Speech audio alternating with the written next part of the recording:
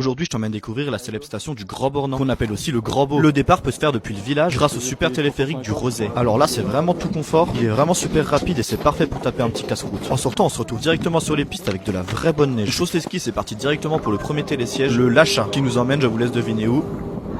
Eh bien au Mont Lachin. Bon, j'avoue c'était un peu facile. Du coup une fois là-haut on part directement sur une piste rouge. Et comme la piste était pas super intéressante, on est parti directement sur la droite hors piste. Parce qu'en effet il y a une espèce de piste freeride sur le côté. Et là ça avait neigé quelques centimètres la veille, mais franchement pas assez pour avoir des vraies sensations de poudreuse. Donc on a filé vers la suite des aventures sur les pistes. Et bien sûr fallait pousser un peu. Là on a pris un autre super télésiège, le Maroli, qui va encore une fois nous ramener très très haut dans la station. Et là on est directement descendu sur l'autre versant. Et là la piste était un petit peu plus praticable et plus facile.